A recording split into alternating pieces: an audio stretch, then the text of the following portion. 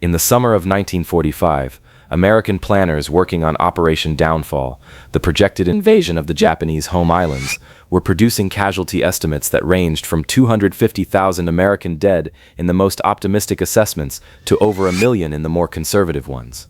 The Japanese military was preparing for the invasion, with the full knowledge that the home islands would be the final battlefield, and that the defense would be conducted with every asset remaining in the Japanese arsenal, including approximately 10,000 aircraft designated for kamikaze missions against the invasion fleet. The planners understood what they were looking at. The invasion of Japan, if it was required, would be among the most costly military operations in the history of warfare. What they did not know, what the classified cargo manifest of a German submarine intercepted in the North Atlantic in May 1945 revealed to the intelligence officers who examined it, was how much more costly that invasion might have been if a specific submarine had completed its voyage instead of surrendering. U-234 was carrying, among other things, the complete engineering specifications for the Messerschmitt Meneau 1262, Germany's operational jet fighter. She was carrying infrared proximity fuse designs. She was carrying V-weapon technology. And she was carrying 560 kilograms of uranium oxide in specially marked containers that, in the context of the Manhattan Project's final assembly phase, represented a material contribution to the most advanced weapons research program in the world, or would have, had it reached the program it was intended for. The program it was intended for was not the Manhattan Project. It was Japan's nuclear weapons research effort, the program that American intelligence had tracked with growing concern throughout 1944 and 1945, and that the U-234's uranium was specifically selected to accelerate. To understand why uranium oxide bound for Japan in March 1945 was considered strategically significant enough to load onto Germany's largest operational submarine for a 3-month voyage through the most heavily patrolled ocean in the world, you have to understand the state of Japan's nuclear weapons program and the specific bottleneck that German material could have addressed. Japan's nuclear weapons effort was not the primitive and hopeless program that post-war accounts, shaped by the desire to emphasize the uniqueness of the American achievement, have sometimes portrayed it as. Japan had 2 parallel programs, the Army's NIGO project under physicist Yoshio Nishina and the Navy's FGO project under the Naval Technical Research Institute, and both were scientifically sophisticated undertakings staffed by competent physicists who understood the theoretical requirements for a fission weapon. What they lacked was not intellectual capability, they lacked uranium. Natural uranium in the quantities required for meaningful enrichment research was not available in the quantities Japan needed from domestic or controlled territory sources. The Japanese-controlled territories in Asia did not include significant uranium deposits that could be rapidly developed to supply the enrichment program. The German nuclear research effort, by contrast, had access to uranium from mines in Czechoslovakia and had been accumulating processed uranium oxide for its own reactor and weapons research since the late 1930s. By 1945, with Germany's war clearly lost, the uranium oxide that German research had accumulated represented a strategic asset that could be transferred through a voyage of extraordinary difficulty and risk to a program that might still use it. Whether it would have made the decisive difference to Japan's nuclear program depends on calculations that the program's incompleteness makes impossible to finalize. But the calculation that German planners were making in March 1945, when they loaded U-234, it's not that Japan would build a bomb by 1946. It was that German uranium oxide and German nuclear expertise arriving in Japan in the summer of 1945 would ensure that Japan's nuclear program would still be operating at the end of whatever conflict remained, and that the existence of an ongoing Japanese nuclear weapons program, even 1 year from completion, would be a factor in any post-invasion negotiation about Japan's political future.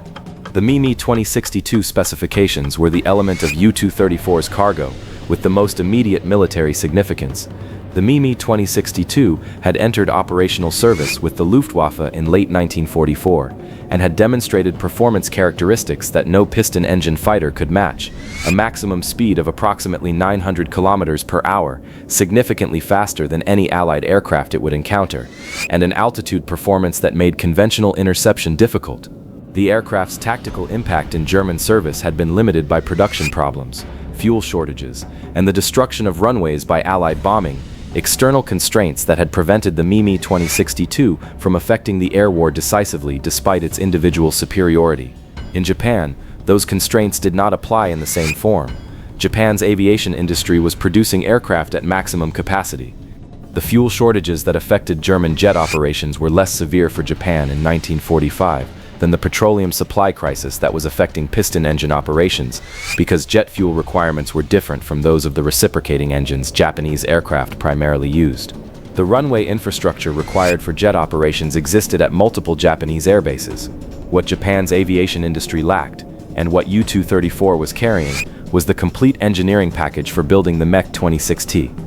Japanese engineers had been aware of Germany's jet program since 1943 and had received partial information through earlier Yanagi mission transfers.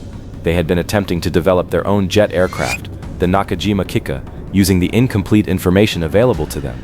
The Kika was flying in August 1945, but its performance fell significantly short of the Mi-262s because the Japanese design team had been working without the complete aerodynamic and engine specifications that the German aircraft's performance depended on. With U-234's cargo, not just the blueprints but the German aviation engineers who were aboard as passengers, the Kika's development program would have had access to the specific engineering knowledge that separated a promising prototype from an operationally effective aircraft. The timeline from that knowledge transfer to operational Japanese jet fighters was not weeks, it was months. But the invasion of Japan was projected for November 1945 at the earliest for Kyushu, and the spring of 1946 for Honshu. Months mattered in that timeline. The question of what U-234's cargo would have meant to the invasion casualty projections is a calculation that American military historians have examined with considerable care and consistent inconclusiveness. The variables are too many and the counterfactual too far removed from any documented baseline to produce a reliable number. What can be said is that the American planning for downfall was already projecting casualties that made the decision to use atomic bombs with their certainty of massive civilian casualties appear to some planners as the less costly option when measured in American lives. A Japanese air defense augmented by jet aircraft operating against the invasion fleet with the same kamikaze doctrine that piston engine aircraft had already demonstrated could inflict serious damage, represented a variable that could have moved the casualty projections further upward. The planners who reviewed U-234's cargo manifest in Portsmouth in May 1945 were reviewing a document that described a capability transfer that, had it been completed, would have changed the numbers they were working with.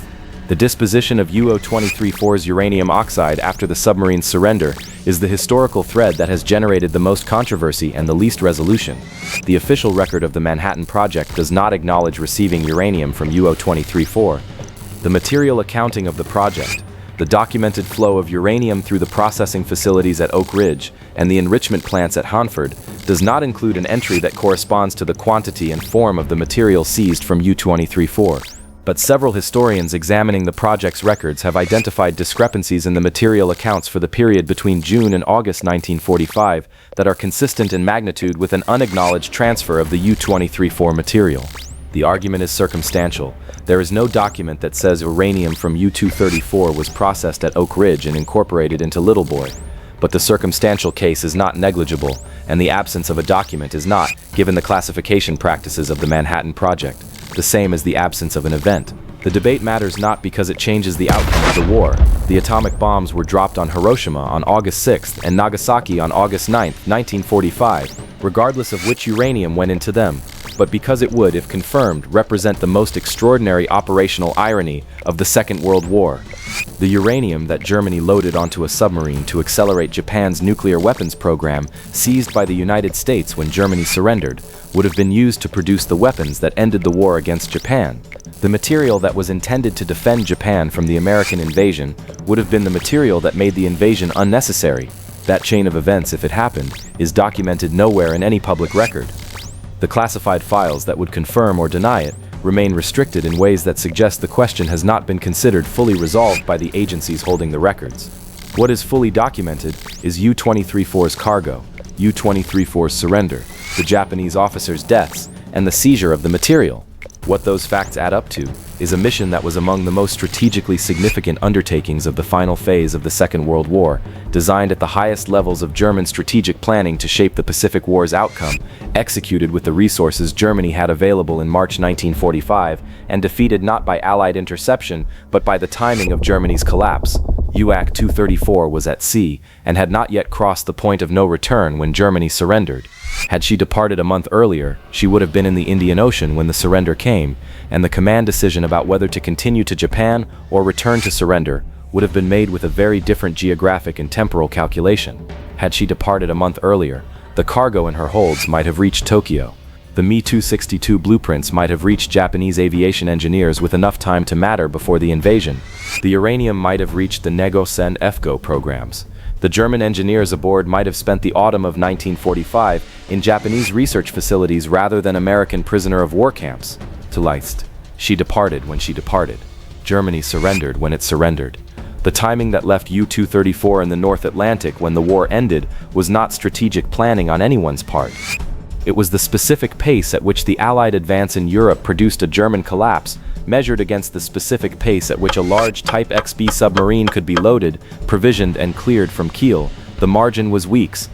In those weeks, the cargo that might have changed the Pacific War's final calculus went to Portsmouth instead of Tokyo, and the two Japanese officers who had been accompanying it went to the bottom of the Atlantic rather than face the consequences of their mission's failure. The submarine that carried a nuclear secret to Tokyo never got there. She got as far as the North Atlantic, and the secret went to the people who were already building the weapon that made the secret unnecessary.